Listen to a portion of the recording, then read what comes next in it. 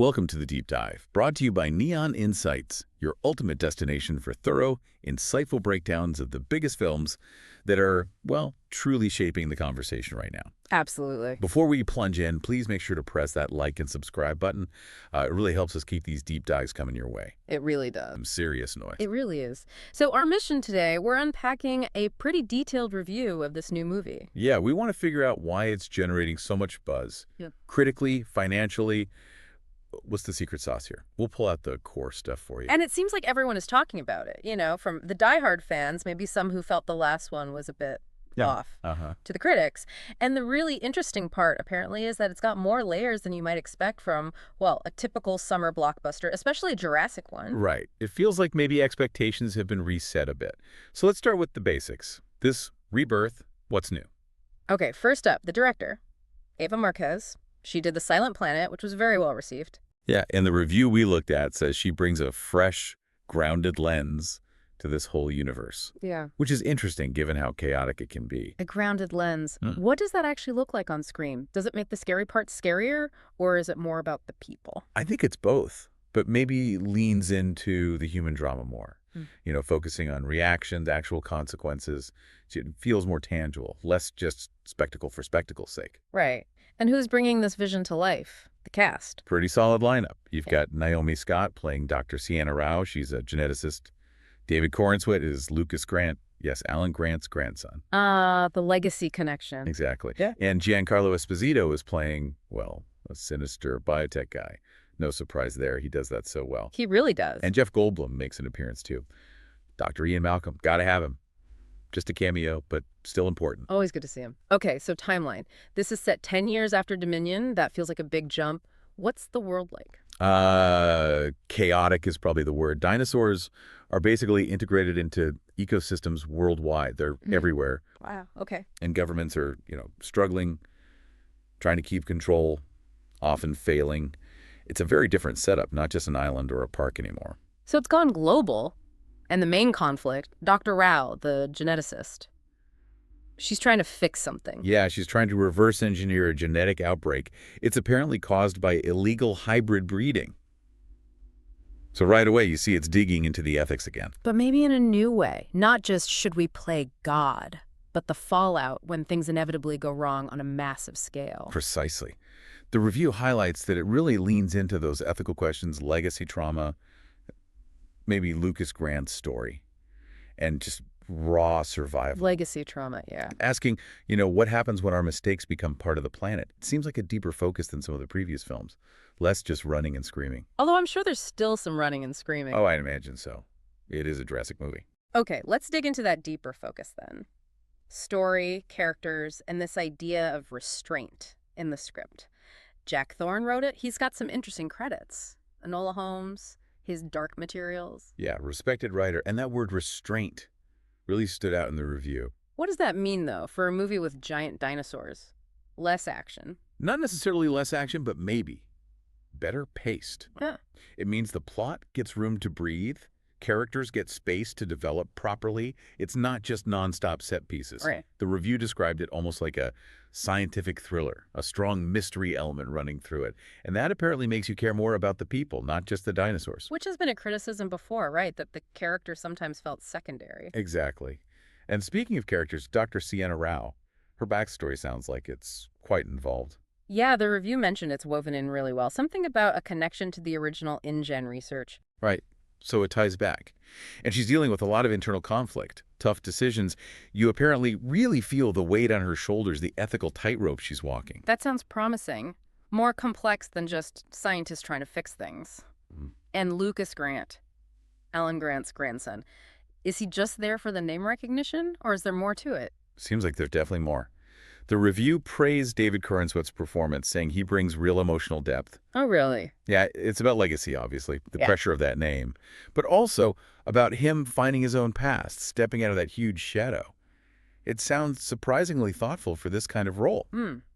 Okay, intriguing. But let's be honest, people come for the dinosaurs, the spectacle. What's the big news on that front? I heard something about animatronics. Yes, this is a huge point in the review. A significant return to practical effects. Animatronics are back, in a big way. Like the original Jurassic Park style. Exactly like that. Ava Marquez apparently really pushed for it, mixing the practical, tangible puppets and models with the digital effects. That must make a difference on screen. Does it feel heavier, more real? That's the idea. It gives them real presence. And the review pointed out some specific examples, like an animatronic Therizanosaurus. Apparently it looked incredible. Oh, the one with the giant claws? That's the one. Featured in some really tense, suspenseful scenes. The practical effects supposedly made it terrifying. I can imagine. And the Mosaurus. There was buzz about an underwater scene. Yeah, the review called it an instant classic, which is high praise. What made it stand out? It sounds like the execution. Apparently it's lit like a horror movie, scored like a thriller, just pure suspense and chills, focusing on the terror of that creature in its element. Okay, that sounds intense. And velociraptors. Can't have Jurassic without raptors. They're back, of course, and still intelligent. The review mentioned they've adapted to human activity, living in rural areas now. Oh, wow. And there's this one scene set in a wheat field that sounds absolutely terrifying, using the environment for maximum suspense. A wheat field. Okay, that's different. Sounds like they're really thinking about how to make these encounters feel fresh, but still scary. Seems that way.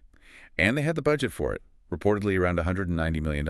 And the review said it shows. Yep, every cent shows on screen. So visually rich, immersive. And all this work, the grounded approach, the practical effects, it paid off.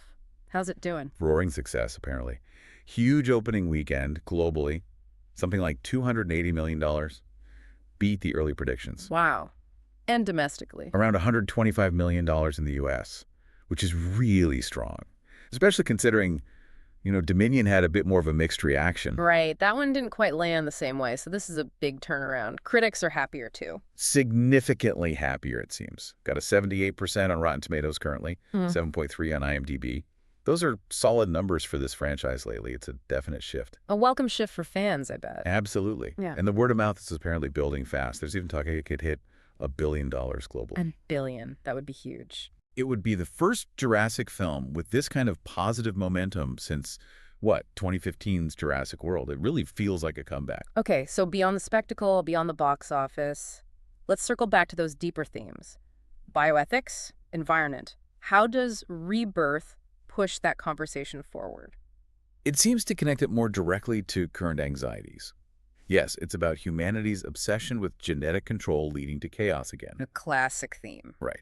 But this time, it's viewed through the lens of wider consequences, climate impact, social inequality, how this genetic chaos interacts with our existing world problems.